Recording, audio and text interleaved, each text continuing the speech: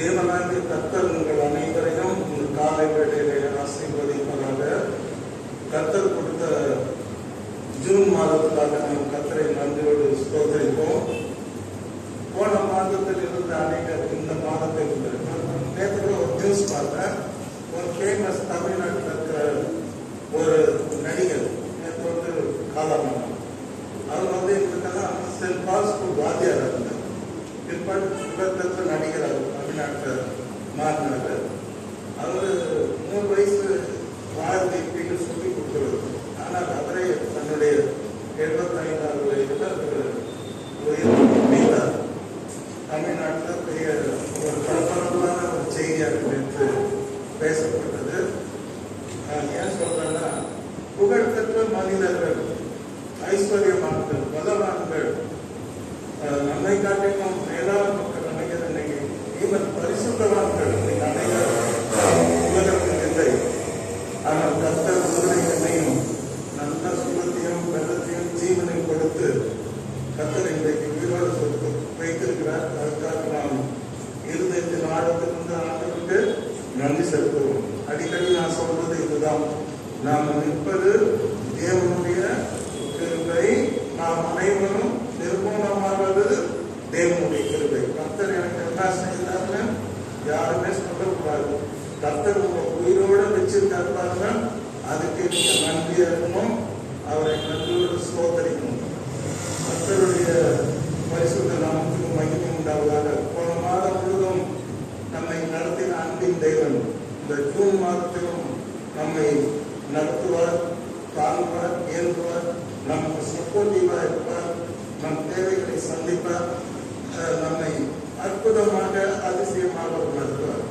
Bible படிச்சு பார்க்கும்போது எங்க பார்த்தாலும் நீங்க கர்த்தருடைய அதிசயத்தை பார்க்கலாம், எங்க பார்த்தாலும் கர்த்தருடைய அற்புதத்தை பார்க்கலாம். நான் தினமும் பைபிள் அனலைஸ் பண்ணி கர்த்தரை புதிக்கலாம். எல்லா பாடலையும் கடவுளுடைய அதிசயம். பைபிள் என்பது தேவனுடைய அதிசயத்தை பார்க்கிற ஒரு இடம். பைபிள் என்பது தேவனுடைய அற்புதங்களை பார்க்கின்ற ஒரு இடம். அதனால பைபிள் நாம் வாசிக்கும் பொழுது we can see the wonders of God, we can see the miracles of the God, we can understand how great thou art. எவ்வளவு பெரிய நம்முடைய கர்த்தர் என்பதை நாம் விலகிக் கொள்ள முடியும்.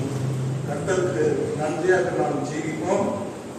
இன்னும் நடத்தின தேவன் இனியும் நம்மை நடத்துவார் என்ற விசுவாசத்திற்கு நாம் கடந்து செல்வோம். கர்த்தர் உண்மை ஆசீர்வதிப்பார்கள். இன்றைக்கு நான் செய்திக்காக எடுத்துக்கொண்ட தலைப்பு பரிசுத்த ஆவியானவரை குறித்து இன்றைக்கு நான் பேச விரும்புகிறேன். முதல்ல பரிசுத்த ஆவியானவர் பற்றி பேசுவதற்கு முன்பதாக name of the holy spirit, பரிசுத்த ஆவியானவருடைய பெயர்கள். ஒருத்தர் ஃபர்ஸ்ட் அறிமுகமே அவருடைய பெயர் என்ன?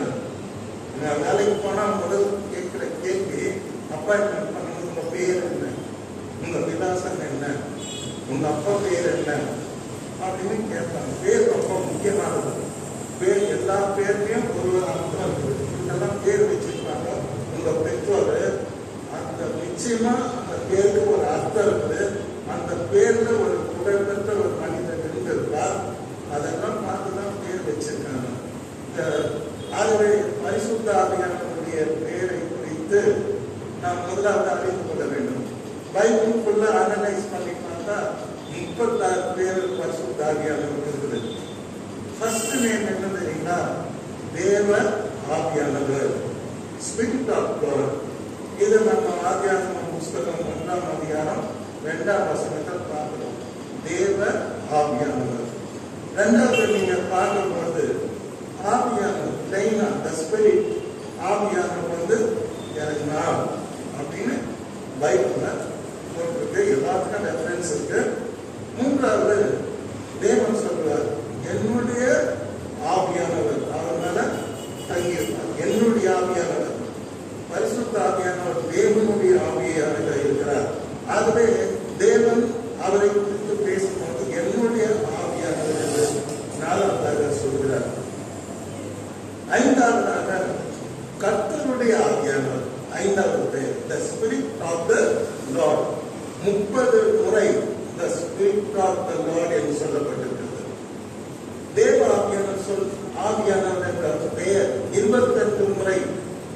பைபிள்ல சொல்லப்பட்டிருக்கிறது.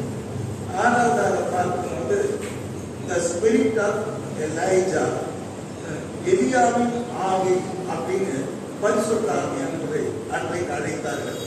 ஏன்னா எலிசா யோர்தான் சார்பை கட்டி அடிக்கும் போது யோர்தான் ரெண்டா பலந்துடும். அப்போ ஒரு வார்த்தை சொல்றோம், எலியாவின் தேவன் எங்கே அப்படின்னு கேட்டு அடிப்பான். அந்த யோர்தான் நதி சொல்றோம், எலியாவின் தேவன் இங்கே இருக்கிறான். அப்ப அங்க இருந்த தீர்க்க தரிசனா என்ன பேசுவாங்கன்னா, எலியாவுக்குள்ள இருந்த தேவ ஆவியானவர், கர்த்தருடைய ஆவியானவர் இவனுக்குள்ள வந்துட்டார் என்பதற்காக தான் அவங்க சொல்றாங்க, எலியாவின் ஆவி இவன் மேல் எலிசாவின் மேல் வந்திருக்கிறது. இதுக்கு விளக்கமா அப்புறமா இருக்கிறார். ஃபர்ஸ்ட் பேரை படிச்சிருக்கான். ஆறாவது ஏழாவது குட் ஸ்பிரிட், நல்ல ஆவியானவர். நெகேமியாவின் புஸ்தகத்தை நாம் படித்து பார்க்கும்போது ஆவியானவரை நல்ல ஆவியானவர் என்று சொல்லுகிறார். பரிசுத்த ஆவியானவர் மிகவும் நல்லவராக இருக்கிறார். நற்கனிகளை நமக்கு கொடுக்கின்றார். நமக்கு கேட்டுக் கொடுக்கிற எல்லா வரங்களையும் அவர் கொடுக்கின்றார். நன்மையான ஈர்ப்பை கொடுக்கின்றார். அதனால அவர் பேர் நல்ல ஆவி, கரெக்டான பேர். எட்டாவது பார்க்கும்போது அவர் பேர் சங்கீதம் 51:12 நாம் படிக்கிறோம், உற்சாகமான ஆவி. உற்சாகமான ஆவி என்னை தாங்கும்படி செய்யும். ஆகவே ஆவியானவர் பேர் ஃப்ரீ ஸ்பிரிட், உற்சாகமான ஆவி. கர்த்தருக்கு ஸ்தோத்திரம். எப்பொழுதும் பரிசுத்த ஆவியானவர் நைந்து போன ஆவி, கொடுக்கப்பட்ட ஆவி, நசுக்கப்பட்ட ஆவி, கலங்கின ஆவி, துக்கமுள்ள ஆவி, இப்படி நிறைய ஆவி இருக்குது, அசுத்த ஆவி இருக்கும். ஆனா பரிசுத்த ஆவியானவர் பேர் உற்சாகமான ஆவி. ஏன்னா உற்சாகத்தை கொடுக்கிறார். நான் ஊழியம் செய்வதற்கு எனக்கு உற்சாகத்தை கொடுக்கிறவர் பரிசுத்த ஆவியானவர். இல்லைன்னா நான் சோகமாக உட்கார்ந்து படுத்துட்டு இருப்பேன். ஆனா இன்றைக்கு உற்சாகமாக பேசுவதற்கு எனக்கு உற்சாகத்தை கொடுக்கிறார். ஆகவே அவருடைய எட்டாவது பேரு உற்சாகமான ஆவி. ஒன்பதாவது அவருடைய ஆவியினுடைய பேரு நியாயத்திற்கு ஆவியானவர். ஆவியானவர் கூட நியாய தீர்ப்பிலே பங்குள்ளவர். அவருக்கும் பங்கும் பாவமும் அதில் இருக்கிறது. ஆகவே பரிசுத்த ஆவியானுடைய பெயர் நியாய தீர்ப்பின் ஆவியானவர். இது என்ன பார்த்தோம்னா ஏசாயா 4:3 பார்க்கலாம். பத்தாவது spirit of burning. Spirit of burning அப்படின்னு சொன்னா சுட்டி எரிக்கும் ஆவியானவர். தீமையான காரியங்களை, தேவையில்லாத காரியங்களை ஆவியானவர் என்ன பண்ணுவார்? நம்முடைய வாழ்க்கையில சுட்டரிப்பார். ஆகவே அவருடைய 10வது பேரு சுட்டரிக்கும் ஆவியானவர். 11வது பேரு ரொம்ப முக்கியமான பேரு, நமக்கெல்லாம் தேவையான பேரு என்னன்னா spirit of wisdom, the spirit of understanding. ஞானத்தையும் உணர்வையும் அருளும் ஆவியானவர். இந்த ஆவியை அனைவர் பெற்றிருந்தார்கள். அனைவர் இந்த ஞானமும் உணர்வையும் பெற்று தேவனுக்கென்று பெரிய பெரிய காரியங்களை தேவனுடைய சித்தத்தின்படி, தேவன் சொல்லிக் கொடுப்பதைப்படி அவருடைய ஆவியினால, அவர் அருளின உணர்வின் ஆவியினாலே செய்தார்கள் என்று நீங்கள் பைபிள்ல படிக்கலாம். 12 ஆவியானவருடைய பேரு ஆலோசனையும் பலனும் அருளும் ஆவியானவர். ஒரு மனுஷனுக்கு ஒரு கம்பெனி நடத்தணும்னா அதுக்கு ஒரு ஆலோசகர் தேவை. ஒரு மந்திரி ஆட்சி நடத்தணும்னா அவருக்கு ஆலோசகர் தேவை. நமக்கு கூட நம்முடைய ஆவிக்குரிய வாழ்க்கை நடத்துவதற்கு ஆலோசனை கொடுக்கிறவர் தேவை. தேவ ஆவியானவர் நமக்கு ஆலோசனையும் பலனும் அருளும் ஆகிய இருக்கிறார். இது ஏசாயா 6:2 நீங்க படிக்கலாம். Spirit of counsel and might. பலத்தையும் கொடுக்கிறாரு, ஆலோசனையும் கொடுக்கிறார். ஆகவே ஆவியானவர் ரொம்ப நம்முடைய ஆவிக்குரிய வாழ்க்கையில முக்கியமாக தேவைப்படுகிறது. அவருக்கு நான் முக்கியமான இடத்தை கொடுக்க வேண்டும். 13வதாக ஆவியானவருடைய பேர் என்னன்னா அறிவையும் கர்த்தருக்கு பயப்படும் பயத்தையும் அருளும் ஆவியானவர். ஒருத்தனால ஆவியானவர் இறங்கிட்டான்னு வச்சுக்க, கர்த்தருக்கு முதல்ல பயப்படுவார். ரெண்டாவது, அவனுக்குள்ள ஒரு நல்ல அறிவு, தேவனை பற்றிய அறிவு, விசுவாசத்தை பற்றிய அறிவு, தேவனை சேவிப்பதை குறித்த அறிவு, தேவன் தேவை என்பதை குறித்த ஒரு அறிவு தானாக அவனுக்குள்ள வந்துடும். அது அவனா பண்றதல்ல, அவனுக்குள்ள இருக்கிற ஆவியானவர் creating such a knowledge and fear of God. தேவன் பயன்படுற பயத்தையும் அறிவையும் கொடுக்கிற ஆவியானவர். இதெல்லாம் ரெஃபரன்ஸ் வச்சிருக்கா, நீங்க கேட்டா கொடுத்தாங்க. 14வது படித்து பார்க்கும் பொழுது the spirit of the holy God, பரிசுத்த தேவனுடைய ஆவின்னு சொல்லிட்டு தானியேல் 4ஆம் அதிகாரம் 8ஆம் வசனம் 9ஆம் வசனத்துல நாம பார்ப்போம். ராஜா பார்ப்பாரு, சொல்ல முடியாத வியாக்கியானத்தெல்லாம் தானியேல் மனப்போன தானியத்தெல்லாம் அறிவிக்கும் பொழுது அந்த ராஜா சொல்றோம், பரிசுத்த தேவனுடைய ஆவி இவருக்குள்ள இருக்குது. அவன் விக்கிர ஆராதனைக்காரன். He does not know the Lord.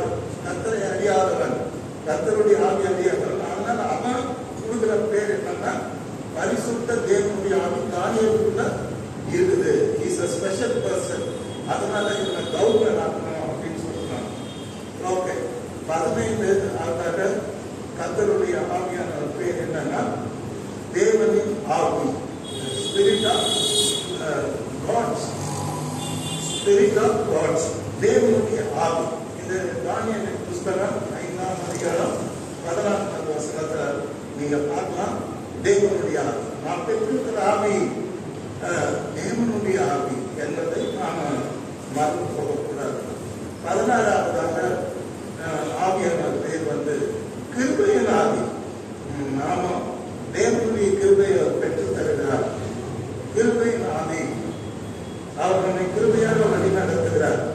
அது மாத்திரமல்ல, அவர் விண்ணப்பங்களின் ஆவி, கிருபையின் ஆவி, விண்ணப்பங்களின் ஆவி, ரெண்டுமே விண்ணப்பம் பண்றதுக்கும் நம்ம உள்ளது நாம் கற்றுக் கொடுக்கிறார்.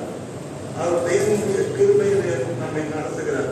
சதைய 12:10 படிச்சீங்கன்னா உங்களுக்கு எல்லாமே தெளிவாக புரியும். 17வது பரிசுத்த ஆவியான பேர் 89 முறை பைபிளில் எழுதியிருக்கிறது.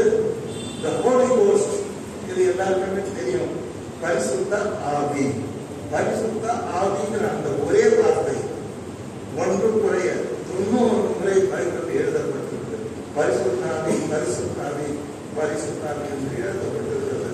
இந்த பேரெல்லாம் நம்ம வாயில சொல்றது நமக்கு ஆசை வருது. நம்ம வாயில என்னன்னு பேசிக்கணும் டெய்லி. இதெல்லாம் நல்ல வார்த்தை, இதெல்லாம் பேசணும். 18வது பார்க்கும்போது the spirit of your father, உங்கள் பிதாவின் ஆவியானவர் அப்படின்னு ஆண்டவர் சொல்வார். உங்கள் பிதாவின் ஆவியானவர் தானே உங்களிலிருந்து என்ன பண்றாரு, பேசுவார். அப்போ இயேசுவாமி ஆவியானவர் வச்ச பேர் என்னன்னா the spirit of your father, உங்கள் பிதாவின் ஆவியானவர் உங்களிலிருந்து பேசுவார். என்ன பேசணும் கவலைப்படாதீங்க அப்படின்னு சொல்லும்போது அவர் வச்ச பேரு உங்கள் பிதாவின் ஆவியானவர். பிதாவின் ஆவியானவர் நமக்குள்ள இருக்கிற பரிசுத்த ஆவியானவர் யாரும் இல்லை, நம்முடைய பரம பிதாவின் ஆவியானவர் அவர் இருக்கிறார். 19வது அவருக்கு பேரு உன்னதமான உன்னத பலம். உங்க எல்லாருக்குமே ரொம்ப நல்லாவே தெரியும். மரியாதை கேட்பாங்க, தேவதூதன் பார்த்து கல்யாணம் ஆகிய நான் போயிடுச்சுன்னு எனக்கு எப்படி குழந்தை பிறக்கும் அப்படின்னு அவங்க அதுக்கு கேட்கறது நியாயமான கேள்வி. ஆனா அப்ப அந்த தேவதூதன் என்ன சொல்றாருன்னா, உன்னதமானவருடைய பலம் உன்னில் நேரிடும், உன்னத பலம் உனக்கு கிடைக்கும், பரிசுத்தாவியானவர் உண்மையில் நேரிடுவார். 120 பேர் அந்த மேன்மை தலைவன் பெற்ற அந்த உன்னத பலத்தை இவர்கள் பெற்றவர்கள். ஆகவேதான் இயேசு கிறிஸ்து அவங்க கற்பத்தில் பிறந்தார். The power of highest, the power of highest, உன்னதத்திலிருந்து வருகிற அந்த பலம் என்று தேவதூதன் மரியாதைக்கு விளக்குவான், இயேசு கிறிஸ்துவின் தாயாருக்கு விளக்குவான். ஆகவே நாம் பெற்றிருக்கின்ற ஆவியானவர் சாதாரணமானவர் அல்ல, உன்னத தலத்தை நமக்கு கொடுக்கிறவர். உன்னத தலம் வேற, நம்ம சாப்பிடுறதுனால வருகிற சரீர பலம் வேற, நம்ம ஆத்மாவுக்கு கிடைக்கிற அந்த உன்னத பலம் வேற. அது தேவனுக்கென்று கிரியை செய்ய வைக்கின்ற உன்னத பலம்.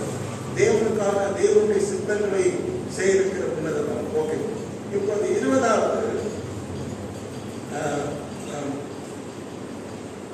அவருடைய பேர் என்னன்னா The Holy Spirit, பரிசுத்த ஆவி. ஒரே ஒரு தான் இது வந்து லூக்கா 1:15 இந்த பேர் வந்து The Holy Spirit, Holy Spirit பரிசுத்த ஆவி வந்து 21வது இவருக்கு பேர் என்னன்னா ரொம்ப அழகான பேருன்னா எனக்கு ரொம்ப பிடிச்ச பேரு The Comforter, தேற்றுறவாள். நாம் ஆடும்போது தாய் கண்ணீரெல்லாம் தொடச்சு ஒரு குழந்தைய தேற்றுறது போல அவர் நம்மை தேற்றுவார்.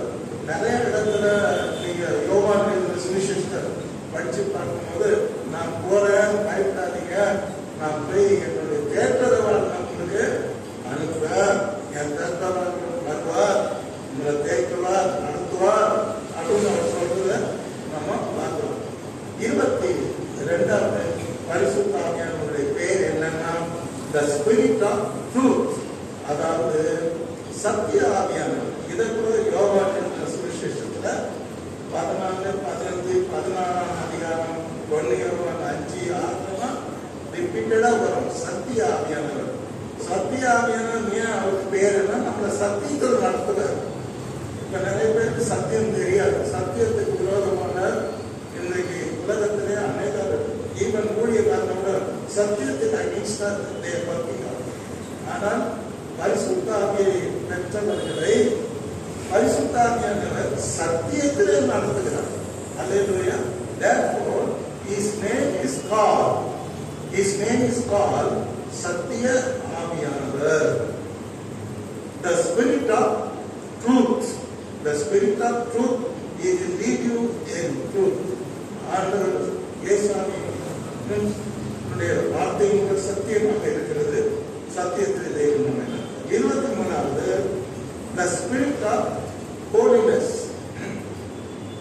Spirit of Holiness, பரிசுத்தமுள்ள ஆவி.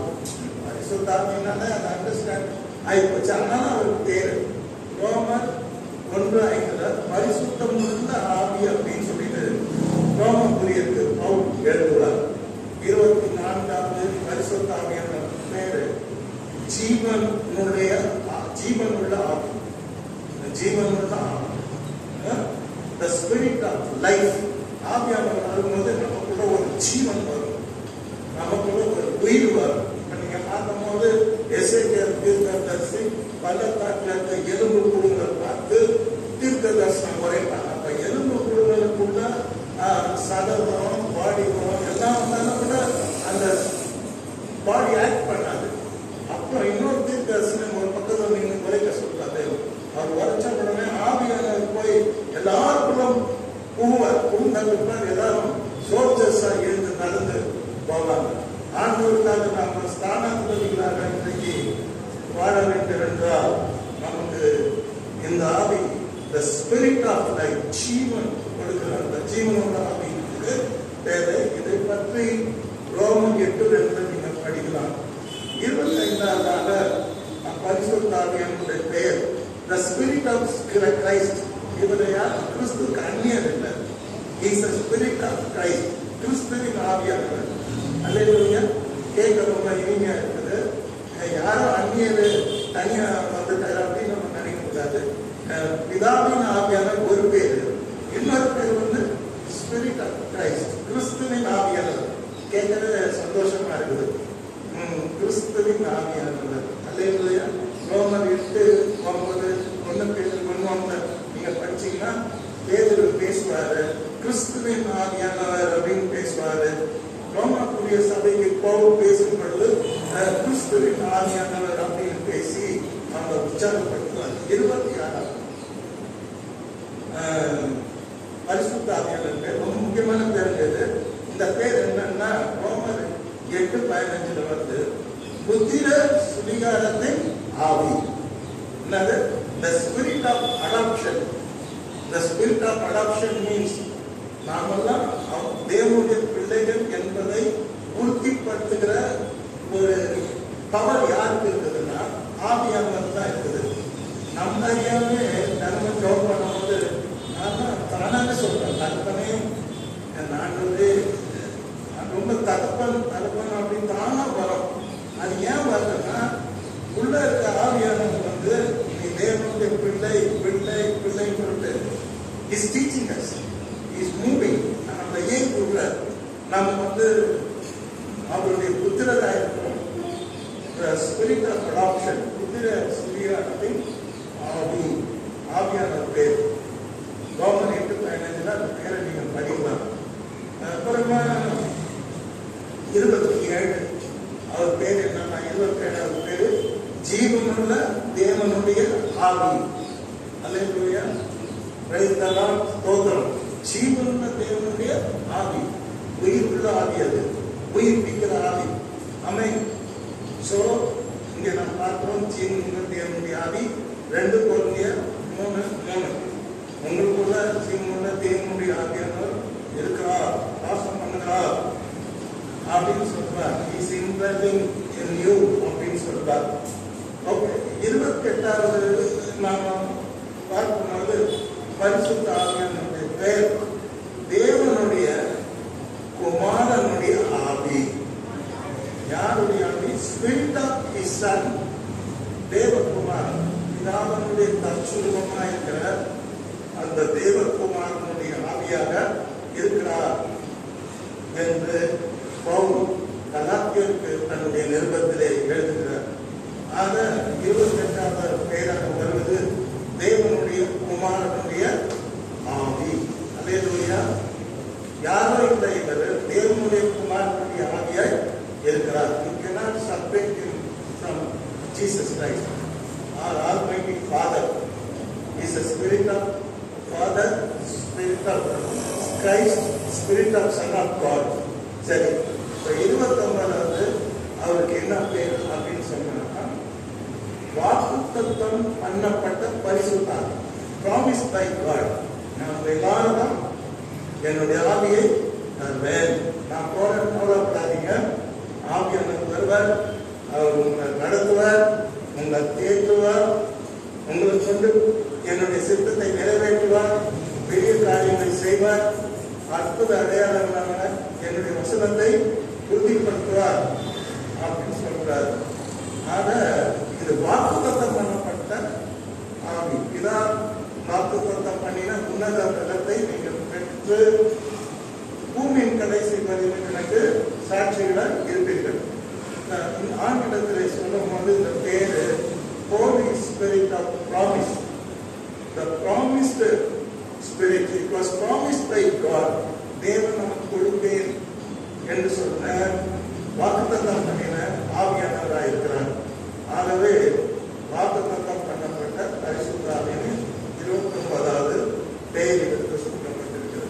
30வது பெயருக்கு நாம் போகலாம். இது கூட ரொம்ப நல்ல ஒரு பேரு. The Spirit of Wisdom and the Spirit of the Revelations.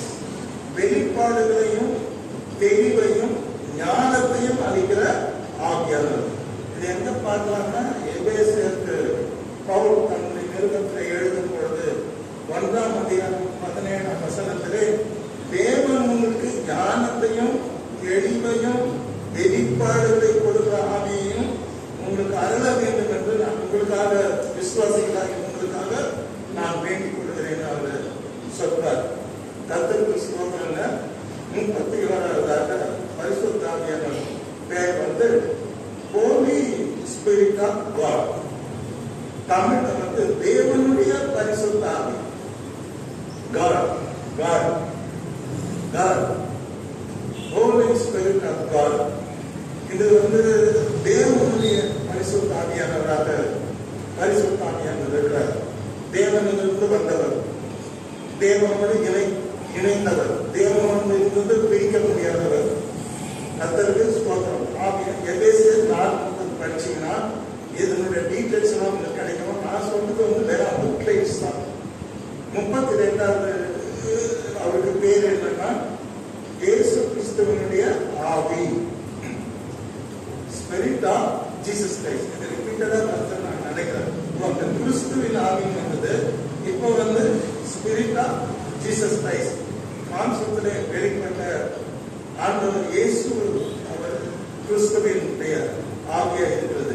இது பற்றி நீங்க என்ன படிக்கணும்னா பவுல் பிலிப்பியருக்கு என்ற நிருபம் 1ஆம் அதிகாரம் 19வது வசனத்துல நீங்க படிக்கும் பொழுது ஸ்பிரிட் ஆஃப் ஜீசஸ் கிரைஸ்ட் என்றும் இயேசு கிறிஸ்துவினுடைய ஆவியானவர் என்றும் பவுல் பிலிப்பியருக்கு சொல்லிக் கொடுக்கிறார். ஆவியானவர் குறித்து பெரிய டீச்சிங்ஸ் எல்லாம் எடுக்கிறார். 33வது பேர் வந்து எட்டர்னல் ஸ்பிரிட், நித்திய ஆவியானவர். என்றென்றைக்கும் நித்தியமா இருப்பார். கடவுள் எப்போ தேவன் எப்படி நித்தியமா இருக்கிறாரோ, ஆண்டவர் இயேசு கிறிஸ்து எப்படி நித்தியமா இருக்கிறாரோ, அப்படியே தூய ஆவியானவரும் நித்தியமா இருப்பார். 3 in 1. சரி, அந்த அப்புறம் சொல்லிட்டு 34வது spirit of glory. Spirit of glory மகிமையுள்ள ஆவியானவர், க்ளோரியஸ் ஆவியானவர். அவர் எங்கெல்லாம் கிரியை செய்யறாரோ அங்க you can see the glory of God. அவர் எங்கெல்லாம் பிரசன்னம் பண்ணாங்களோ அங்கெல்லாம் தேவனுடைய மகிமை வெளிப்பட்டது. காரணம் என்னன்னு பார்த்தீங்கன்னா மகிமையின் ஆவியானவர். 1 பேதுரு 4ஆம் அதிகாரம் 14வது வசனத்திலே நாம் படிக்கின்றோம். The spirit of glory. நாம் பெற்றிருக்கிற ஆவி சாதாரண ஆவி அல்ல. That is the glorious spirit. The spirit of glory. அவர் நமக்குள்ள நிறைந்திருந்தார்னா ஒரு மகிமை நமக்குள்ளே நிறைந்திருக்கிறதை நாம் உணர முடியும். கடைசியாக ஒன்றை நான் சொல்லி முடிக்க விரும்புகிறேன். 35வது பேர் வந்து ஸ்பிரிட் ஆஃப் ப்ராஃபஸி, தீர்க்க தரிசனத்தில் ஆவியானவர். வெளிப்படுத்தின விசேஷம் 19ஆம் அதிகாரம் 20வது வசனத்தை நாம் 10ஆம் வசனத்தை படிக்கும் பொழுது ஆண்டவர் வெளிப்படுத்தின விசேஷத்தை யோவானுக்கு வெளிப்படுத்தி கொண்டு வரும் பொழுது அங்கே ஆவியானவரை பற்றி சொல்லுகிறார். பரலோகத்திலே இருக்கிற ஆவியானவர் அவர் தீர்க்க தரிசனத்தின் ஆவியானவராக இருக்கிறார். வரப்போகிற காரியங்களை முன்னறிவிக்கிறவர். நடக்க போகிற 1000 வருஷத்துக்கு பின்னால் நடக்க போகிற காரியங்களை இப்பொழுது முன்னறிவிக்கிறவர். ஆகவே ஆவியானவர் பெயர் வந்து spirit of prophecy. The spirit of prophecy. Yes. இப்ப நிறைய பேர் பாத்தீங்கன்னா prophecy சொல்றாங்க, it is very good. ஆனா அது வந்து ஆவியானவர் மூலமா அந்த prophecy வரணும். அதான் ரொம்ப முக்கியமானது. இன்னைக்கு வந்து இந்த 35 பேரையும் படிக்க முடியுமானா நிச்சயமா படிக்க முடியாது. நம்ம ஒன்று எடுத்து படிக்கலாம். இன்னைக்கு வந்து பைபிள்ல ஃபர்ஸ்ட் ஆவியானவருக்கு முதல் பேர் என்னன்னா தேவ ஆவியானவர். இந்த தேவ ஆவியானவர் எங்க பார்க்கிறோம்னா சிருஷ்டிப்பில் பார்க்கின்றோம். Creation. In the beginning God created heaven and earth. ஆதியிலே தேவன் வானத்தையும் பூமியும் சிருஷ்டிக்கும் போது தேவனை பார்க்கின்றோம். அடுத்து வந்து வார்த்தையை பார்க்கின்றோம். மூன்றாவது வந்து ஆவியானவரை பார்க்கின்றோம். அல்லேலூயா. உங்களுக்கு எத்தனை பேருக்கு கன்ஃபியூஷன் ஆகக்கூடாது. தேவன் ஆதியிலே தேவன் வானத்தின் பூமியும் சிருஷ்டித்தார். தேவனை எல்லாம் பார்த்தா பைபிள் சொல்றது தேவனை ஒருவனும் ஒரு காலம் கண்டது இல்லை. ஆனா ஒரு சத்தம் கேட்குது. என்ன சத்தம் கேட்குது? வெளிச்சம் உண்டாக கடவுது. அந்த வார்த்தை சத்தத்துக்கு கேட்ட வார்த்தை, அந்த வார்த்தை அந்த வார்த்தை யாரு? ஆண்டவராகிய இயேசு கிறிஸ்து. ஆதியிலே வார்த்தை இருந்தது.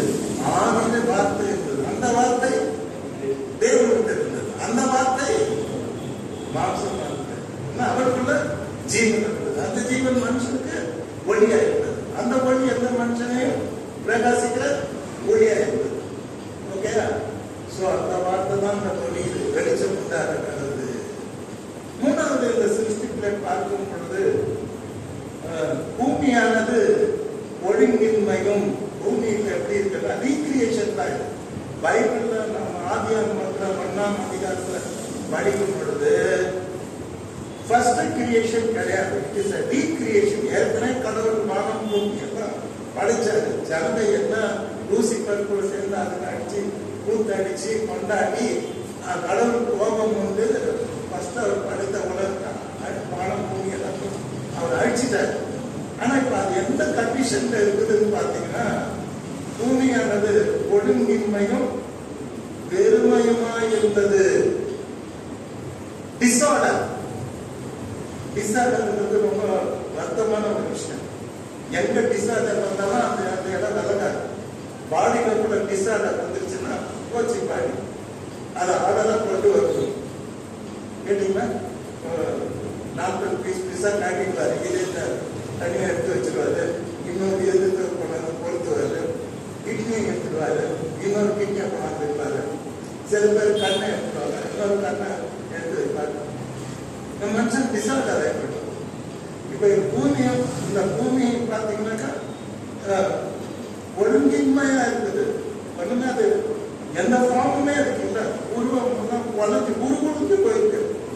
வெறுமையா இருக்குது. Nothing is there. இந்த கேட்டீங்கன்னா ஒண்ணு இருக்குது, ஜலம் இருக்குது, இருள் இருக்குது. கேட்டீங்கன்னா இப்ப தேவன் என்ன நினைக்கிறாருன்னா, நான் மறுபடியும் ஒரு உலகத்தை சிருஷ்டிக்கணும்.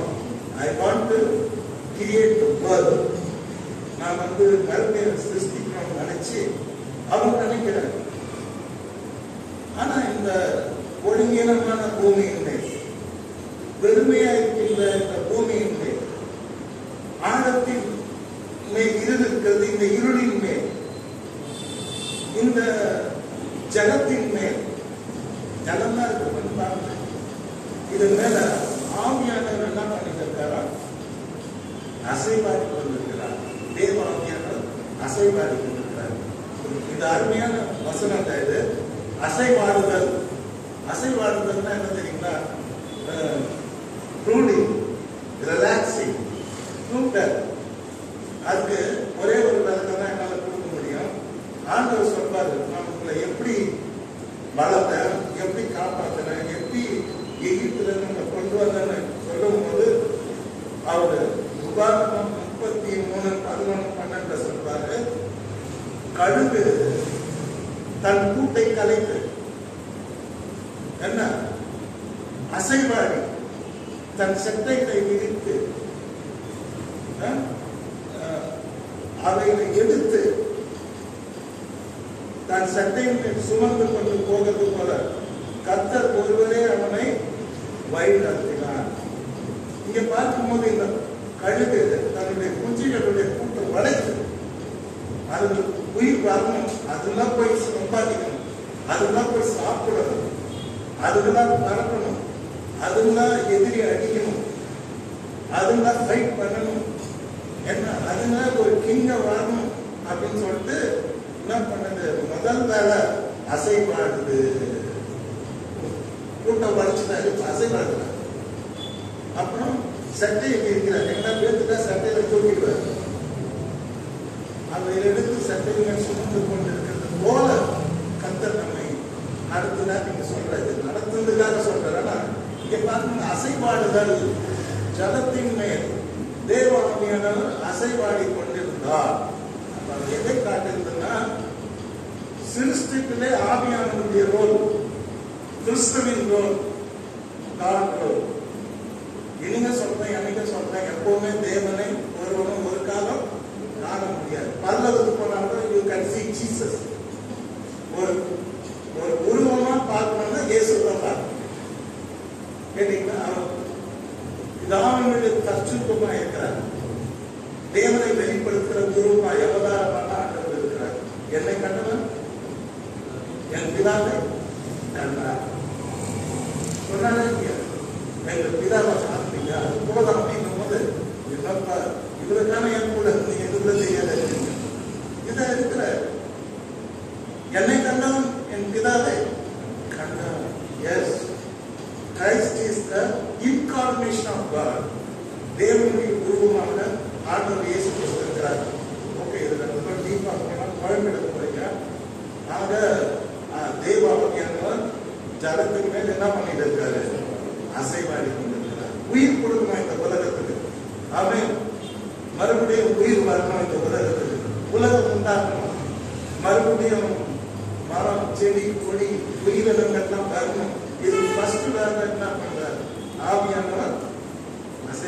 அசைவாடினாலே உயிர் கொடுக்கிறது. ஒவ்வொரு பறவையும் தன்னுடைய முட்டை தான் அந்த முட்டைகளை விட்டு போகாது. அது மேல அந்த அப்படியே அடை காத்துட்டே இருக்கும். அடை காத்துல குறிப்பிட்ட காலம் வரும்பொழுது எல்லா உயிர்களும் வெளியே வரும். பார்த்துக்கீங்களா? ஒரு கிராமத்துல இருக்கிறவங்களுக்கு நல்லா தெரியும், சிட்டியில இருக்கிறது பயம். கேட்டீங்களா? உயிர் பெற்று வரும் எல்லாம் அந்த 24 நாள் அந்த சின்ன சின்ன பறவைகள்லாம் அதுலாம் முட்டையை பறிச்சுங்க உயிர் வெளியே வரும். இதுக்கு உயிர் வருவதற்கு ஜீவன் கொடுப்பதற்கு ஆவியானவர் அசைவாடி கொண்டிருக்கிறார். உயிர்களை உருவாக்குவதற்கு ஜீவன் கொடுப்பதற்கு. ஓகே, யோபு 33ஆம் அதிகாரம் 6ஆம் வசனத்துல தேவ ஆவியானவருடைய வார்த்தையை நம்ம பார்க்கிறோம். எடுத்தீங்கன்னா யோபு 33:4 தேவனுடைய ஆவியானவர் என்னை உண்டாக்கினார், சர்வ வல்லவருடைய சுவாசம் எனக்கு உயிர் கொடுத்தது என்று யோபு சொல்கிறார். அல்லேலூயா. ஏன் அப்படி சொல்றாரு? யோபு 33:4 எடுத்தவங்கெல்லாம் நம்ம வச்சுக்கணும், வீட்டில் போய் படிச்சுக்கணும். தேவனுடைய ஆவியானவர் என்னை உண்டாக்கினார். ஆமென் சொல்றோம். ஆமென் ஆமென் ஆமென். நம்மை உண்டாக்கிறது சிருஷ்டிக்கிற தேவாமியானுடைய பண்பு நிறைய இருக்கிறது. வார்த்தை என்ற கிறிஸ்துவனுடைய பங்கு நிறைய இருக்கிறது. காணப்படாத தேவனுடைய பங்கு இருக்கிறது. 3 in 1. இப்ப நான் 3 வடிவில் தான் இருக்கேன். நான் ஒரு வடிவில் தான் ஆவி, ஆத்மா, சரீரம் 3. இது இணைக்கவும் முடியாது, இது பிரிக்கவும் முடியாது. எதுல கையை வச்சாலும் நான் தான். இப்போ நீங்க இயேசுவை பார்க்கும்போது பிதாவே கடந்து என் ஆவியை என் ஆத்மா மரணத்துக்கு எதுவான துக்கம். அப்புறம் ஒரு அப்பத்தை எடுத்து உங்களுக்காக பிக்கப்படுகிறது என்னுடைய சரீரம். நமது சாயலாக நம்மை படைத்தார். அவரும் 3 in 1 இருக்கிறார். நாமும் 3 in 1. புரியுதா? உலகத்தை ஆதாயப்படுத்தி கொண்டாலும் தன் ஆத்மாவை ஆத்மா பார்க்க முடியாது. என் ஆத்மாவை கத்தரை ஆத்மாவை பார்க்க முடியுமா? மூக்கு கண்ணு எல்லாம் பார்க்கலாம், அது பார்க்க முடியாது. உள்ள இருக்குது. புரியுதா? ஓகே, நம்ம ரொம்ப டீப்பா போவேன்னா தேவனுடைய ஆவியானவர் என்னை உண்டாக்கினார்னு சொல்றார். யோபு ஒரு இயேசுவாமிக்கு ரோல் மாடலாக இருக்கிறார். இயேசுவாமியினுடைய மேலாட்டமாக இருக்கிறார். பழைய பாட்டில் அவர் மிகவும் முந்தினவர், ஏர்லியஸ்ட் பர்சன். ஆனா இயேசுவாமிக்கு அவர் வரப்போகிற கிறிஸ்துவுக்கும் அவர் வரப்போகிற பாடுகளும் ஒரு மேலாட்டமாக இருக்கிறார். அவர் பரிசுத்தவர். அவர் சொல்றார், தேவனுடைய ஆவியானவர் என்னை உண்டாக்கினார். ஆமென். கர்த்தருக்கு ஸ்தோத்திரம். There is a true meaning. ஒன்று பொதுவாகவே சிருஷ்டிப்பாளர் அவர் ஆவியானவர் காணப்படுகிற பங்கு. இன்னொன்று ஒரு கிறிஸ்துக்குள்ள இருந்தால் புது சிருஷ்டியா இருக்கிறார். அது ஆவியானவர் வேலை. ஒரு ஆவியினாலும் ஜகத்தினாலும் இருந்தால் பரலோக ராஜ்யத்தில் பிரவேசிக்க மாட்டார். இங்கேயும் நம்ம உண்டாக்குறார். ஆவியானவர் எப்போ நம்ம உண்டாக்கினே இருக்கிறார். அல்லேலூயா. கர்த்தருக்கு ஸ்தோத்திரம். அப்போ முதல்ல பரிசுத்த ஆவியானவரை நாம் சிருஷ்டிப்பிலே பார்க்கின்றோம். எந்த பேர்ல பார்க்கிறோம்? தேவ ஆவியானவர் என்ற பெயர்ல பார்க்கிறோம். யோபு பரிசுத்த ஆவியானவரை கொடுத்த பெயர் தேவனுடைய ஆவியானவர் என்னை உண்டாக்கினார், சர்வ வல்லவருடைய சுவாசம் எனக்கு உயிர் கொடுத்தது என்று ஆவியானவரை, தேவனுடைய ஆவியானவரை அவர் புகழ்ந்து பேசுகிறார், துதித்து பேசுகிறார், சாட்சியாக பேசுகிறார். அல்லேலூயா. கர்த்தருடைய ஆசீர்வதிப்பாராக. மூன்றாவதாக தேவ ஆவியானவர் என்ற வார்த்தையை சொன்ன மனிதன் யார் அப்படின்னு யாருன்னா தெரிஞ்சால் நீங்கள் சொல்லலாம். நான் அமைதியா இருக்கிறேன். மூணாவது சொல்லுங்க பார்க்கலாம். தேவாவி என்ற வார்த்தை மூணாவது ஆதியாகமத்துல தான் வருது. ஆதியாகமத்துல எங்க வருது அப்படின்னு நீங்க பார்க்கும் பொழுது பார்வோன் ராஜா இருக்கிறார். பார்வோன் ராஜாவுக்கு ஒரு கனவு காண்கிறார். என்னங்க என்ன பண்றாரு? கனவு காண்றாரு. நம்ம எல்லாம் கனவு காணணும். நம்ம காண்ற கனவு என்ன இருக்குது பாத்தீங்கன்னா எல்லாம் மீனிங்லெஸ். ஒண்ணுகூட அதுல அர்த்தமே இருக்காது. கேட்டீங்களா? ஏதாவது ஒரு அர்த்தமான கனவு பண்ணணும்னா கிடையாது. டெய்லி கனவு மட்டும் காணும். ஆனா பார்வோன் ஒரு தேவனால் வெளிப்படுத்தப்பட்ட ஒரு கனவை, தேவனால் வெளிப்படுத்தப்பட்ட ஒரு சொப்பனத்தை காண்றான். ஆனா அந்த சொப்பனத்தை காலையில தூங்கியத உடனே காப்பி கொடுத்தா வானாங்கிறாரு, டிஃபன் கொடுத்தா வானாங்கிறாரு. அவர் மனம் கலங்கி கொண்டிருந்தது. His mind was troubled. கலங்குறாரு. இதோ இந்த மாதிரி சொப்பனம் வந்திருக்குது, எனக்கு ஒன்றும் புரியலையே. உடனே அவர் கும்பிடுற விக்கிர ஆராதனைக்காரர் விக்கிரகத்தமான கேட்கிறார். சூனியக்காரரை கூப்பிடுறார், குறி சொல்லுகிறவர்களை கூப்பிடுறார், சாஸ்திரிகளை கூப்பிடுறார், மந்திரவாதிகளை கூப்பிடுறார். எகிப்தில் இருக்கிற அவங்க தேவனை அறியாதவர்கள் எகிப்தியர்கள், விக்கிராராதனைக்காரர்கள், மந்திரவாதங்களை நம்புகிறவர்கள், சாஸ்திரங்களை நம்புகிறவர்கள், குறி சொல்லுதலை நம்புகிறவர்கள், சூனியத்தை நம்புகிறவர்கள். They know not God. Egyptians know not God. Even the king know not God.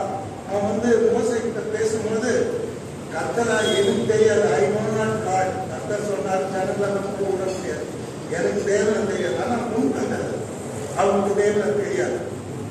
உண்மையான கடவுள் யெகோவா ஆல்மைட்டி அப்படின்னா அவனுக்கு உண்மையிலே தெரியாது. அவன் நம்பினதான் மந்திரவாதத்தை, சாஸ்திரத்தை, சூனியத்தை, விக்கிராராதனைய, குறி சொல்றதுல இதெல்லாம் நம்பி வாழ்ந்தாங்க.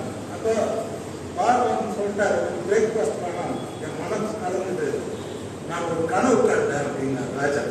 இந்த கனவுக்கு விளக்கம் கிடைக்கிற வரைக்கும் நான் தூங்க மாட்டேன், சாப்பிட மாட்டேன். அரண்மனையே அவர் அது கலங்கி போய் கிடக்கு. அப்போ இந்த பானை பாத்திர சொல்லணும், நான் ஒரு தப்பு பண்ணிட்டேன். நாங்க 2 பேர் கனவு கண்ட ஜெயில இருக்கும்போது ஒருத்தன் யோசேப்பு ஒருத்தன் இருக்கிறான். 2 கனவு சரியான அர்த்தத்தை சொன்னான்.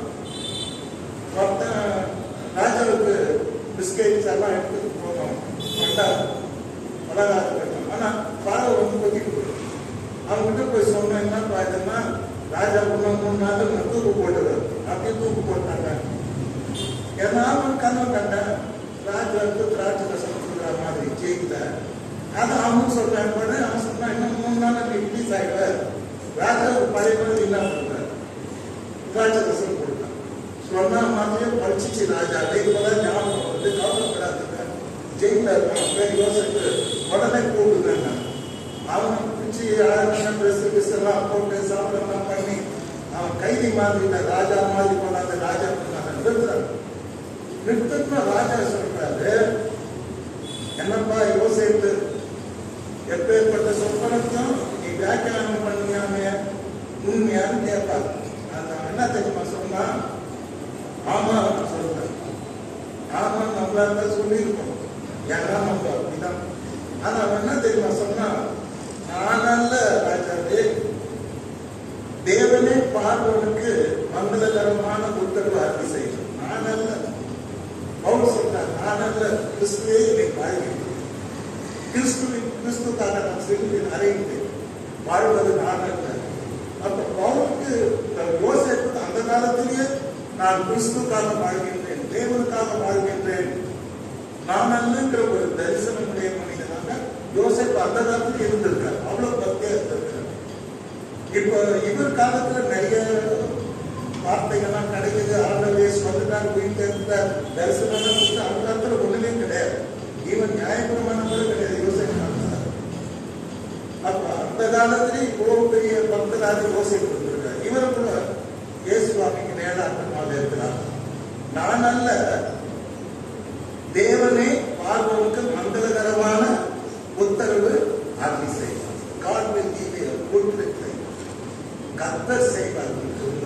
சொப்பனத்தை கத்தர் விளக்குவார். நான் சாதாரண மனுஷன், என்னால உண்மை இல்லைங்க, நான் கத்தரை நம்புறேன், ஆனா என் கத்தர் உங்கள் சொப்பனத்தை விளக்குவார். என்ன மாதிரி பேச்சு பார்த்தீங்களா? எல்லாரும் என்ன தெரியுமா, நான் தான் பிரசங்கம் பண்ணேன், நான் தான் கோயில் கட்டினேன், நான் தான் பிசாசை பார்த்தேன், நான் தான் நோயை நல்லாக்குனேன், நான் தான் எல்லாம் பண்ணேன், நானே அப்படின்னு கத்துங்க. யோசிப்பு இருக்கிறது நான் கத்துக்கணும், நீங்க என்ன கத்துக்கணும், நான்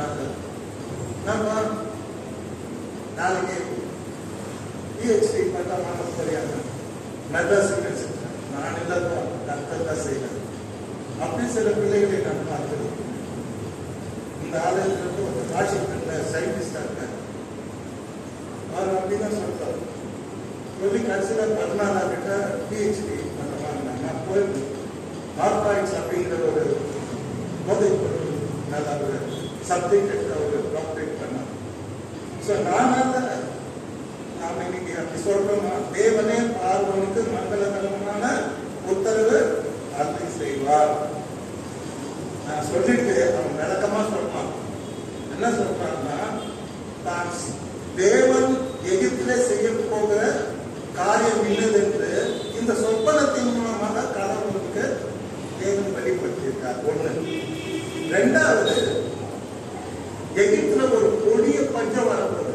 எல்லாம் சாவ போறாங்க, தண்ணி இல்லாம, சாப்பாடு இல்லாம, நோய்பட்டு வாய்ப்பட்டு எல்லாரும் சாவ போறாங்க. வரப்போகிற மகா கொடிய பஞ்சத்தினால் தேசத்தினுடைய கிரேட்னஸ் பரிபூர்ணம் எல்லாமே அழிச்சு, கிரேட்னஸ் எல்லாத்தையும் எகிப்து. அந்த பஞ்சம் தேசத்தை டெஸ்ட்ராய் பண்ணும். வரப்போகிற அழிவை குறித்து, ஏற்படுகிற எகிப்து ஏற்படுகிற இழப்பை குறித்து, கொடிய பஞ்சத்தை குறித்து, சாவை குறித்து, அவர் கொள்ளை நோய்களை குறித்து கர்த்தர் உங்களுக்கு வெளிப்படுத்தியிருக்காரு ராஜாவே அப்படின்னு சொல்றோம். சொன்ன உடனே ராஜா பேசுறாரு, அசத்துட்டார், சந்தோஷமாயிடுச்சு. என்ன உங்களுக்கு எல்லாமே தெரியும், எல்லாத்தையும் டீட்டெயிலாக சொல்ல முடியாது, உங்களுக்கு இந்த மேட் எல்லாம் தெரியும். அப்ப ராஜாவுடைய ரிப்ளை தான் இருக்கும். நாம் ரொம்ப முக்கியம் என்னன்னா, 38 கரெக்டா, 41 38 ப்ளீஸ் எடுத்து வச்சுக்கணும். இதுதான் முக்கியமானது, இதுதான் ஹைலைட். நமக்கு பார்வோம் தன் ஊழியக்காரரை நோக்கி, ராஜாவுக்கு எத்தனை மந்திரி இருக்காங்க, எத்தனை ஆதரவு, அவருடைய அரண்மனையில இருக்கிறவங்க எல்லாம் ஜீனியஸா இருப்பாங்க. எல்லாரையும் பார்த்து இப்ப ராஜா பேசுற யோசேப்பை வச்சுக்கணும். பார்வோன் தன் ஊழியக்காரரை நோக்கி, தேவாவி பெற்ற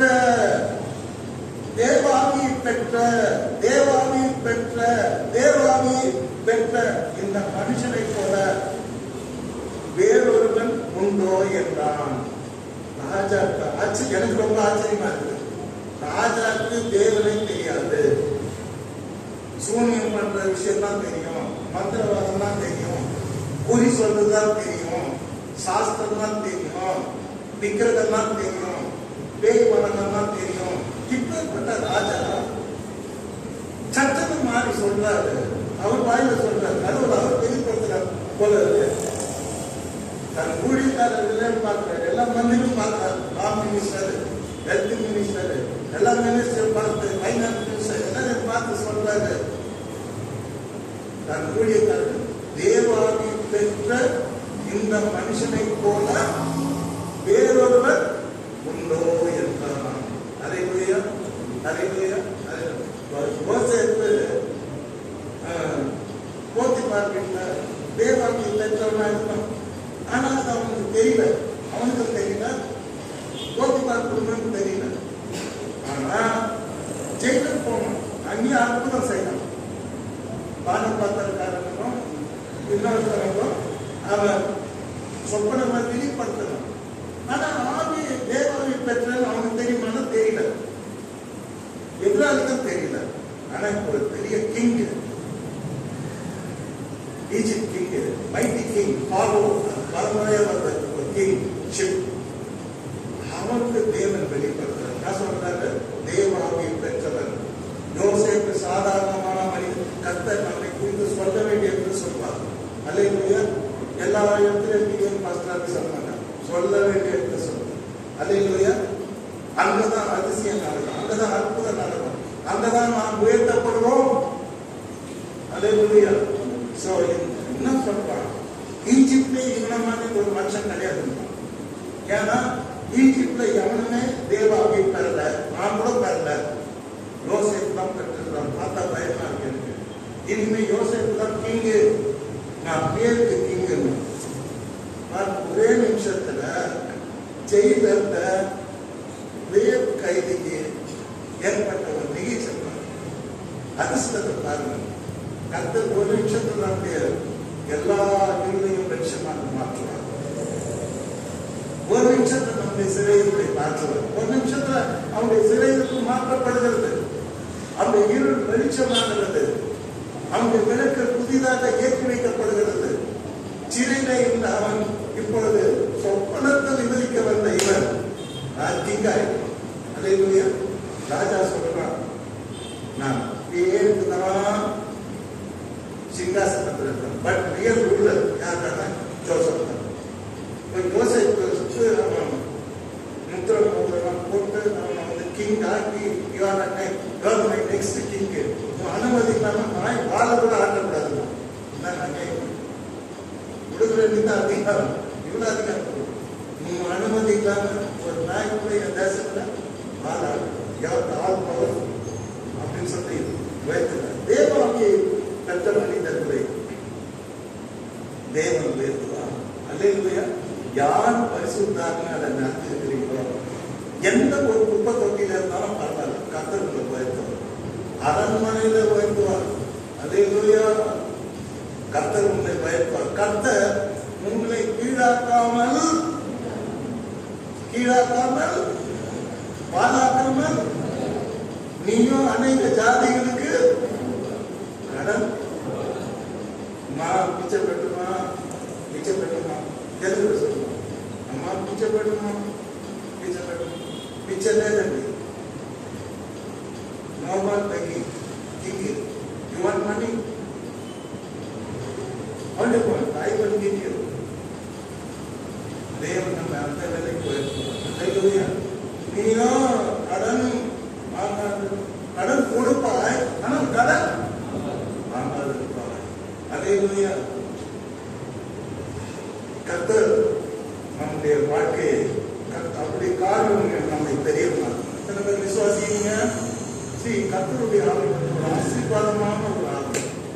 அது நமக்குள்ள வந்துருச்சுன்னு வச்சுக்கோங்க, நம்ம எப்போ ஆசீர்வாதம் தான். அல்லேலூயா. எல்லாம் கைவிட்டு அல்லேலூயா சொல்லுவாங்க, தூங்கினே சொல்லுவாங்க. அல்லேலூயா. அல்லேலூயா. அல்லேலூயா. ஏன்னா பாருங்க, தூக்கமாக இருங்க. ஸோ ஆவியில்தான் ஆசீர்வாதம். புரியுதா?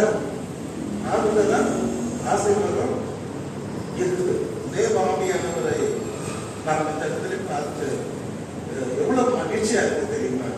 இன்னைக்கு யோசேப்பினுடைய நிலைமை முற்றிலுமாய் மாற்றினவர் ஆவியானவர். ஆவியானவருடைய கிரிய அந்த எகிப்துல நடந்ததன் மூலமாக அவருடைய வாழ்க்கை முற்றிலுமாக மாற்றப்படுகிறதை நாம் பார்க்கின்றோம். அருமையானவர்களே, இங்க நேரம் நமக்கு ரொம்ப இல்லை.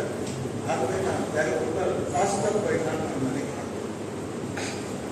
இந்த தேவாவை புதிய ஏற்பாட்டுக்கு நம்ம போயிடலாம், அப்புறம் படிக்கலாம். இந்த புதிய ஏற்பாட்டுல முதல் முறையா தேவாவின்ற பேர்ல எந்த இடத்துல பாருங்க, நீங்க சொல்லணும். ஈஸி என்ன பாருங்க, தேவாவின்ற பேர்ல புதிய ஏற்பாட்டுல முதல்ல எங்க பாக்குறீங்க?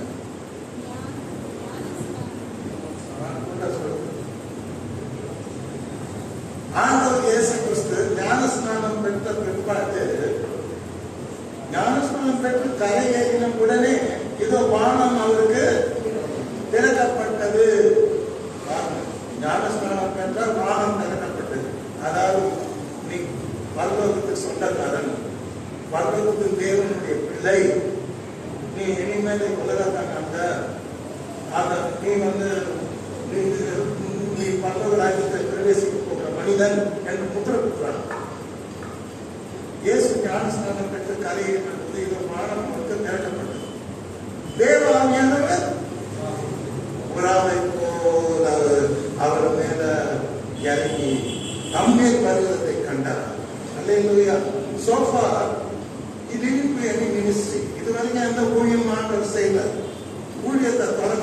ஃபர்ஸ்ட் ஸ்டெப் ஞானஸ்நானம். கேட்டீங்களா?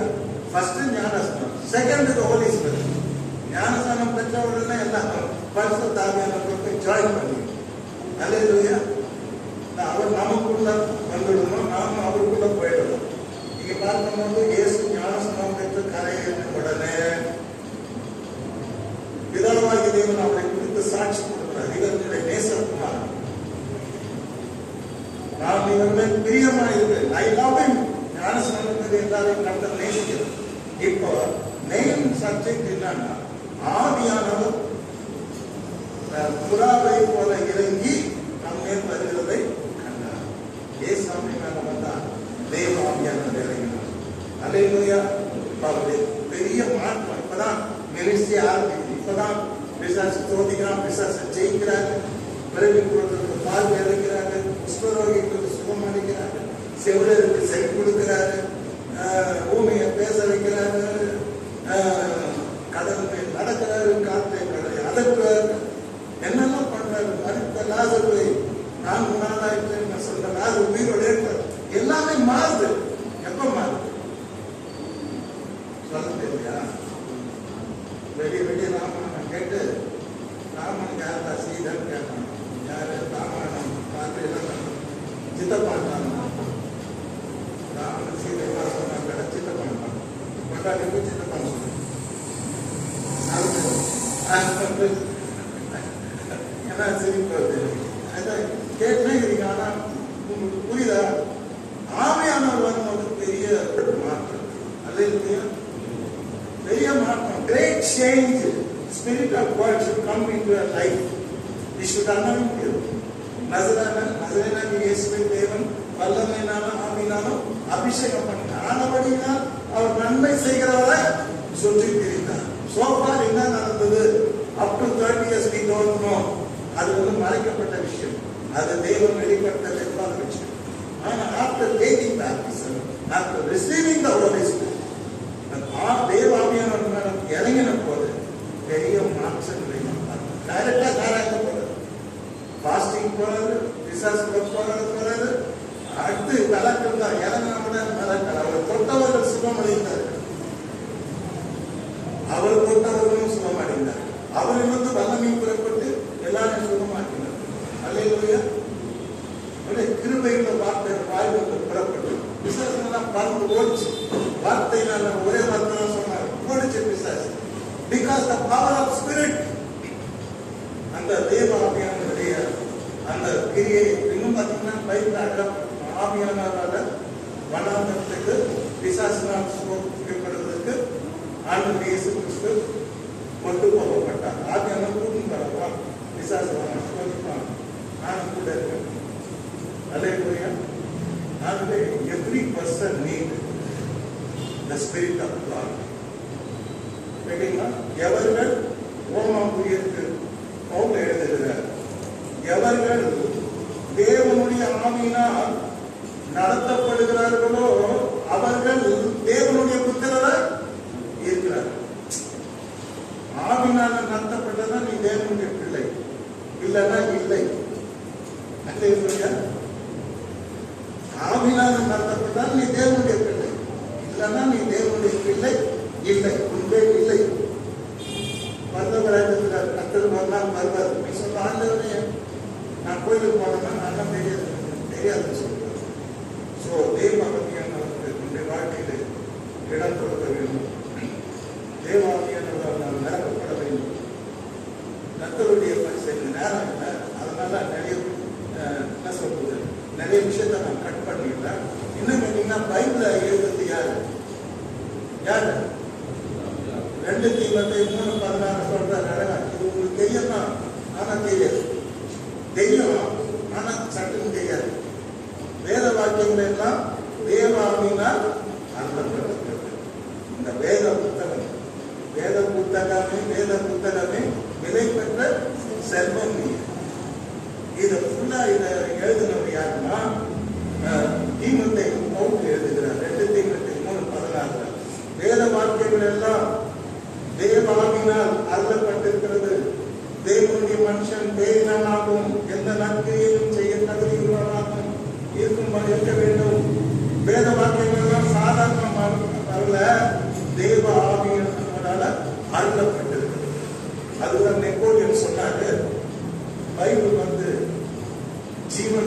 சிருஷ்டிங்க. This is the living creation. உயிர் உள்ள சில பட்சினா இதுல உயிர் இருக்குது. உனக்கு உயிர் கொடுப்போம்னா யாரு? பிரெஞ்சுடைய பெரிய ராஜா நெப்போலியன். கேட்டீங்கன்னா ஆபிரகாம் அப்படிங்கன்னு சொன்னார். பைபிள் மனித இனத்துக்கு கொடுத்த கடவுளுடைய பரம் தான். அதே போல நிறைய பேர் பைபிள் தான் உலகத்திலே அதிகமாக இருக்குதுன்னு சொல்றாங்க.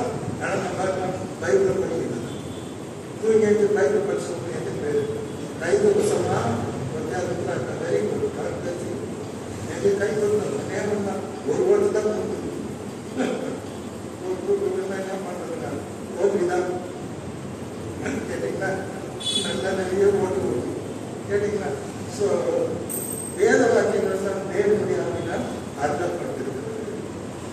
ஸ்ரீ ஆபிரகாம் அப்படிங்கிற முஸ்லீம் பட்ஜெட் ரொம்ப ஏழை. அவர் அமெரிக்காவுடைய பிரசிடென்ட்.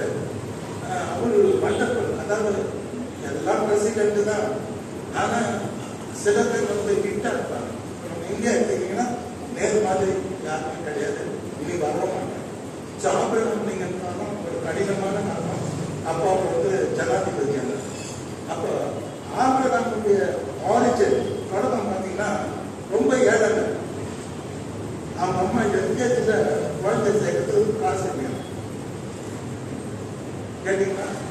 ரெண்டாவது வந்து சாப்பாடு பஞ்சம்.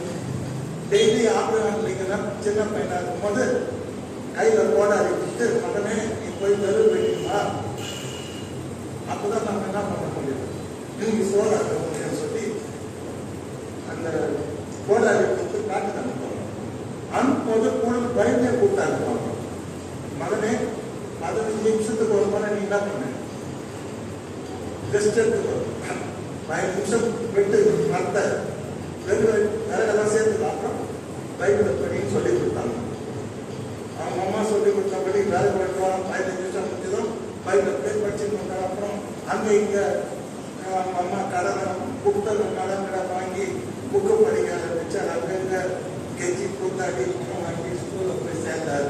அப்போ நம்ப முடியாது. அப்போ 10ஆம் வயசு. அவங்க அப்பா என்ன கேட்டீங்கன்னா செருப்பு தைக்கிறார். இறந்துடுறார். குழந்தையா இருக்கவங்க இறந்துடுறார். ஆனா அவங்க அம்மா கொடுத்து சின்னது அந்த பைபிள் படி கடைசியில் அவர் கவுன்சிலர் அப்படின்னாரு. சின்ன சின்ன பட்ட செயலாளர் இதெல்லாம் அதெல்லாம் நின்னே வந்து கவுன்சிலர் அப்படின்னு எம்எல்ஏ அப்படின்னு எம்பியா கிட்டார். எல்லாத்தையும் ஜெயிச்சிட்டார். ஏன்னா அவருடைய கடைசியில் ஜனாதிபதியா மாறிட்டார். அப்போ கேட்கிறாங்க ரிப்போர்ட்டர்ஸ் எல்லாம் அவங்க கேட்கிறாங்க அவரை மீட் பண்ணி, என்ன உங்க வெற்றியினுடைய ரகசியம் என்னங்க? ஏழை குழுதான் தந்திருக்கீங்க, ஜனாதிபதியா இருக்கீங்க, உங்க வெற்றியின் ரகசியம் என்னன்னா ஒரு நிமிஷம் இருந்தாலும் அப்புறம் குழுகுடன் வீட்டு உள்ள ஓடி போய் பைபிளை போய் கொண்டு காட்டுறாங்க. இதான் என்னுடைய வெற்றி. Today I am king of America because of this Bible. அல்லேலூயா. நீ பைபிள் தான் என்ன இன்னைக்கு பிரசிடென்டா மாறுது. எத்தனையோ சாட்சி இருக்கு. நான் சொல்றது 100% ஆனா இன்னைக்கு வந்து பைபிளை நீ பார்த்தீங்கன்னா அது உன்னை என்ன பண்ணும்? சொல்ல மாட்டேன். பார்த்தீங்கன்னா பைபிளை பார்த்தீங்கன்னா அது உங்களை என்ன பண்ணும்? சொல்லுங்க. பைபிளை இறக்கிட்டீங்கன்னா நீங்களே இறக்கிட்டீங்க. கேட்டீங்கன்னா ஐயோ அம்மா நடக்க முடியுங்க, காசுங்க, பணங்க, பேரன்ஸுங்க ஒன்றுமே இருக்காது. இந்த தூக்கு சும்மா தூக்கு படிக்க தெரியாதவங்க கூட சொல்லிக் கொடுப்பேன். நான் இதை தூக்குமா, இதை படிச்சுட்டு இதை வச்சுக்கணும் தூக்கும்போது பக்கத்தில் வச்சு இதை தூக்குறவங்கன்னா இதுவும் தூக்கு நல்ல. ஸோ வேத வாக்கியங்கள்னா ஒரு பைபிளை சொல்றது வாக்கியம், பைபிளை தூக்கி பண்றது வாக்கியம், பைபிளை படிக்கிறது வாக்கியம். என்ன கேட்டால் பைபிளை பிரசங்கம் பண்ணது பெரிய வாக்கியம். என்ன சொல்றீங்க? ஆமாம் இல்லையா? ஆமே. ஆக வேத வாக்கியங்கள் எல்லாம் தேவனுடைய ஆவியினால் அருளப்பட்டிருக்கிறது. ஸோ தேவாவியானது தான் நமக்கு வேத புத்தகத்தை ஆவினா.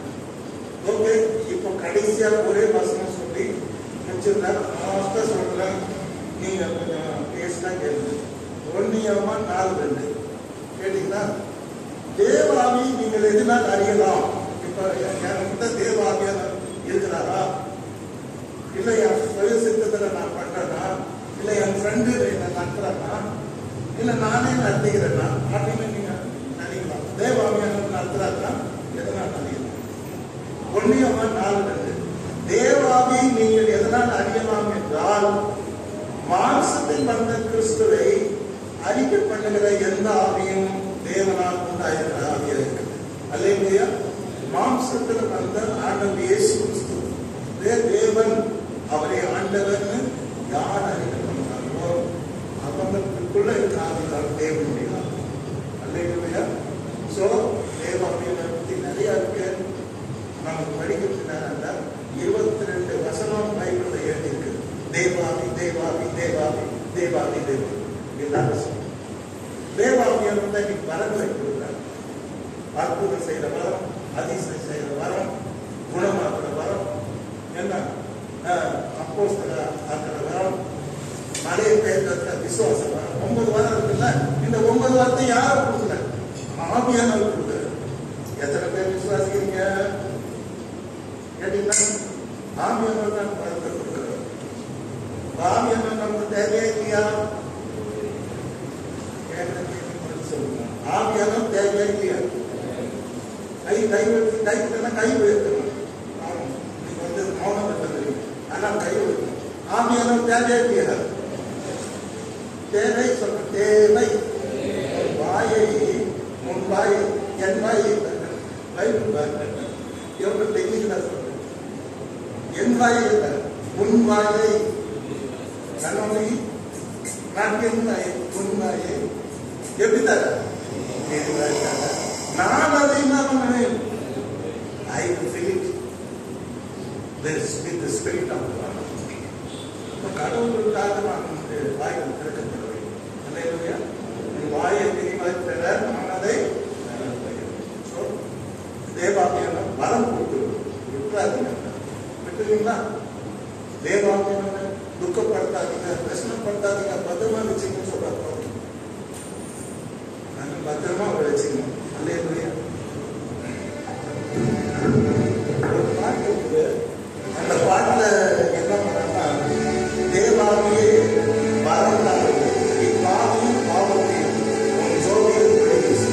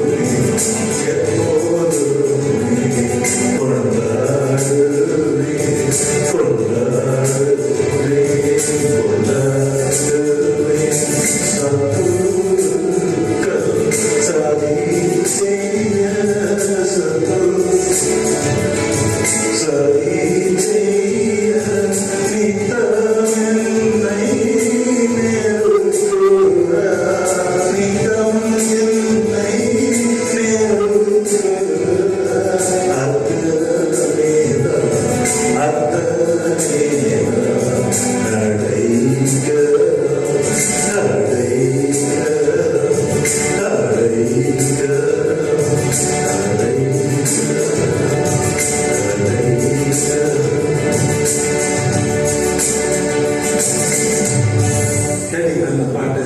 நம்ம பாட்டு புத்தகத்துக்கு 20வது பாட்டு. தேவாவியே வரந்தாரம் இப்பாவியின் பாவம் தீரும். வரமும் கொடுப்பாரு, பாவமும் தீர்ப்பார். ஒன்னும் அழாதீங்க, பாவம் செய்வார். உன் பாவத்திற்கு தேவாவியே வரந்தாரம் இப்பாவியின் பாவம் தீரும். உன் ஜோதியும் ஆண்டவர் உலகத்துக்கு வெளியே இருக்கு. உன் ஜோதியும் ஒளி வீசி, அதனால ஒளி வீசப்படுங்க. அல்லேலூயா. ப்ளீஸ் 20வது பாட்டு எடுத்து கையில் வச்சுங்க. சூப்பர் பாட்டு. 175 வருஷம் இதை எழுதி. இப்போ லேட்டஸ்ட் பாட்டுல எனக்கு பாட தெரியாது. நான் கோல்ட் இஸ் கோல்டு. எப்பவுமே இந்த கோல்ட் இஸ் கோல்டு. நல்லா கூட்டமான ரைஸ் மியூசிக் தேவாவிய வராத அடிமான அதுக்குள்ள பயங்கர போறீங்க. ஐயா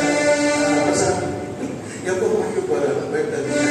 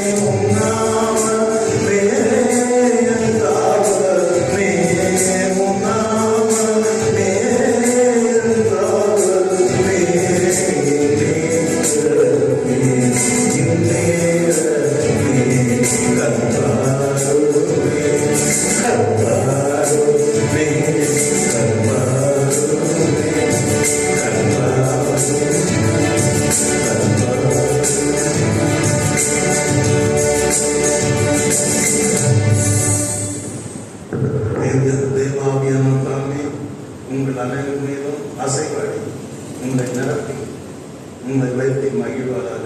ஆமென். இப்பொழுது நம்முடைய